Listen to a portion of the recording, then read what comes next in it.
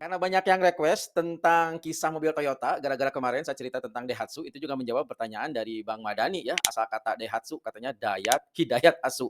Jadi saya ceritakanlah awal mula berdirinya mobil Daihatsu.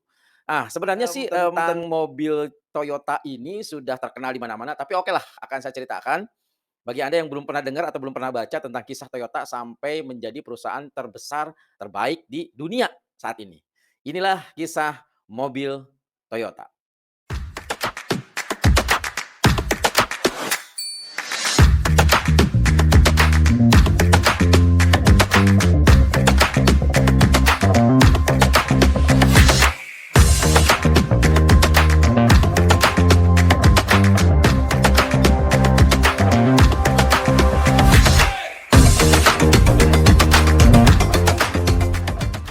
Toyota Corporation adalah produsen mobil Jepang terkenal di seluruh dunia. Perusahaan ini didirikan pada tanggal 28 Agustus 1937 oleh Kiichiro Toyoda sebagai anak perusahaan dari Toyota Industries yang awalnya merupakan produsen tenun oleh ayahnya Sakichi Toyoda. Kiichiro Toyoda sangat tertarik pada industri otomotif dan percaya bahwa mobil akan menjadi bagian penting dari masa depan transportasi di dunia.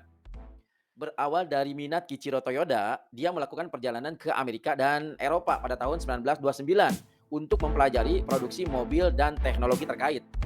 Setelah itu dia kembali ke Jepang, dia bekerja untuk Toyota Industries dan berhasil meyakinkan manajemen perusahaan tentang potensi bisnis mobil. Ini membuka jalan bagi pendirian Toyota Motor Corporation sebagai entitas yang independen. Pada awalnya, Toyota Motor Corporation fokus pada produksi kendaraan penumpang dengan model AA, menjadi mobil pertama yang diluncurkan pada tahun 1936. Namun, bisnis mobil Toyota ternyata terhenti selama Perang Dunia Kedua, ketika perusahaan beralih untuk memproduksi atau mendukung upaya Perang Dunia dengan memproduksi truk, traktor, dan komponen pesawat. Setelah perang berakhir, Toyota kembali fokus pada produksi mobil penumpang. Perusahaan meluncurkan beberapa model yang sukses seperti Crown, kemudian Corona dan Corolla yang diperkenalkan tahun 1966 menjadi salah satu model terlaris dalam sejarah otomotif dengan penjualan yang luar biasa di seluruh dunia. Toyota juga terkenal dengan inovasi dan keunggulannya dalam proses produksi. Ini terbukti pada tahun 1950-an, Taichi Ohno, insinyur senior di Toyota, mengembangkan pendekatan manufaktur yang revolusioner, dikenal dengan Toyota Production System atau TPS atau Lean Manufacturing TPS, mengutamakan efisiensi, eliminasi limbah, dan kualitas yang tinggi. Pendekatan ini memainkan peran penting dalam transformasi Toyota menjadi salah satu produsen mobil terkemuka di dunia. Bahkan TPS ini menjadi salah satu sistem manufaktur yang dipakai di seluruh dunia. Masuknya Toyota Mobil ke Indonesia menjadi bagian penting integral dari sejarah otomotif di negeri ini.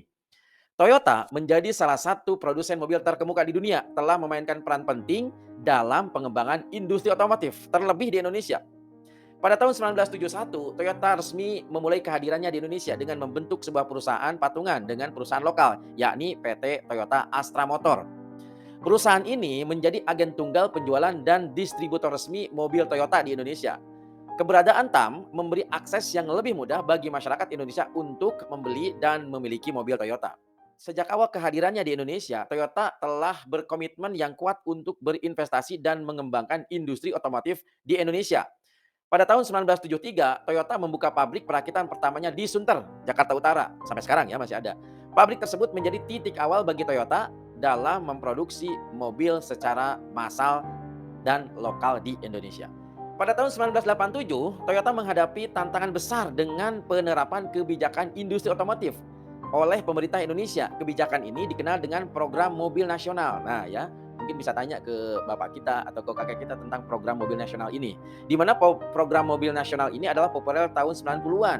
Seiring hadirnya beberapa konsep mobil seperti Maleo dan Timor. Masih ingat mungkin ya Timor. Yang punya Timor sekarang mungkin seharusnya itu Timor menjadi mobil keren ya di Indonesia. Tapi ya sudahlah ya. Nah, dalam rangka memenuhi persyaratan kebijakan tersebut, Toyota membentuk perusahaan patungan dengan produsen lokal, yakni PT Toyota Manufacturing Indonesia atau TEMIN. Perusahaan ini menjadi pusat produksi Toyota di Indonesia dan memiliki fasilitas pabrik di Sunter, Karawang, dan Cikarang. Melalui investasi yang berkelanjutan, Toyota terus memperluas kehadirannya di Indonesia. Merek Toyota menjadi sangat populer di kalangan masyarakat Indonesia, baik untuk mobil penumpang maupun mobil komersil. Produk-produk Toyota yang populer di Indonesia itu antara lain Kijang, ya, Toyota Kijang. Ingat, Kijang kotak itu sangat populer dulu di Indonesia ya, sampai sekarang bahkan ya. Kemudian generasi Kijang Nova dan Toyota Fortuner. Keandalan kualitas dan harga yang kompetitif membuat mobil-mobil Toyota menjadi pilihan yang diinginkan oleh banyak konsumen di Indonesia. Nah, sekarang apa sih hubungannya antara Toyota dan Daihatsu? Toyota dan Daihatsu memiliki hubungan yang erat sebagai dua perusahaan otomotif Jepang. Hubungan mereka dapat dijelaskan sebagai berikut. Yang pertama, kepemilikan saham. Toyota adalah pemegang mayoritas saham Daihatsu sejak tahun 1998. Pada tahun tersebut, Toyota mengakuisisi sekitar 51% saham Daihatsu dan menjadikan Daihatsu sebagai anak perusahaan Toyota sepenuhnya. Yang kedua, platform teknologi. Toyota dan Daihatsu saling berbagi platform dan teknologi dalam pengembangan produk-produk mobil mereka. Toyota sering menggunakan platform Daihatsu untuk memproduksi mobil dengan harga yang lebih terjangkau dan ukuran yang lebih kecil. Selain itu, mereka juga berbagi teknologi terkait mesin, transmisi, dan komponen lainnya. Yang ketiga, penelitian dan pengembangan bisnis bersama. Toyota dan Daihatsu juga melakukan kolaborasi dalam penelitian dan pengembangan teknologi otomotif. Mereka bekerja sama untuk mengembangkan solusi efisiensi bahan bakar, teknologi ramah lingkungan, dan inovasi lainnya yang diterapkan pada produk-produk Daihatsu dan Toyota. Secara keseluruhan, hubungan antara Toyota dan Daihatsu adalah kemitraan strategis yang saling menguntungkan. Toyota sebagai pemegang mayoritas dalam memainkan peran penting dalam pengembangan dan ekspansi Daihatsu, sementara Daihatsu itu menyediakan platform, teknologi, dan akses segmen pasar tertentu yang memperkuat Toyota dalam industri otomotif. Itulah kenapa Toyota dan Daihatsu sampai sekarang teknologi hampir sama. Avanza dan Xenia itu sama sebenarnya, hanya beda D sama T saja.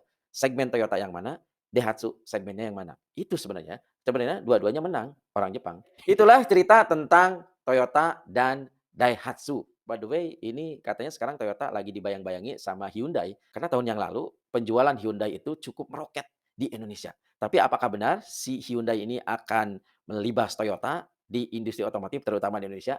Kita lihat aja nanti. Terima kasih. Jangan lupa kalau konten ini bermanfaat, like, share, dan subscribe.